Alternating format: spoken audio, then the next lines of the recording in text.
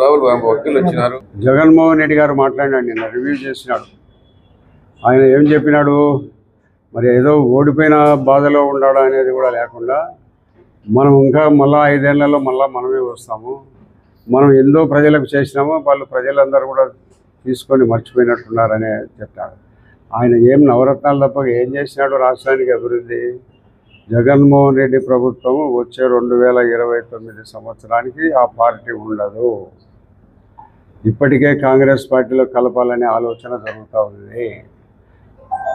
ఈ కాంగ్రెస్ పార్టీకి సంబంధించిన పెద్దలతో కూడా కొంతమందితో మాట్లాడడం జరుగుతుంది. వైఎస్ఆర్సీపీ పార్టీ 2029కి ఏముండదు, రౌండ్ ఆఫ్ అయిపోతుంది.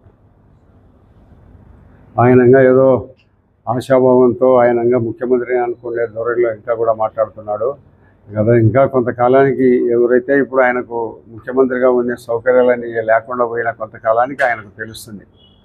కాబట్టి ఈ జగన్మోహన్ రెడ్డి ప్రభుత్వము 2029 తర్వాత మళ్ళీ రాజకీయాలలో ఎన్నికల్లో నిలబడే పరిస్థితులు ఉండదు.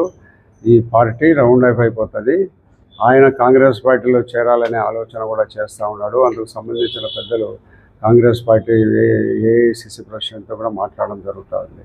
కాబట్టి జగన్మోహన్ రెడ్డిని ప్రజలు మర్చిపోతారు, కనుమరుగైపోతాడు ఈ రాష్ట్రంలో.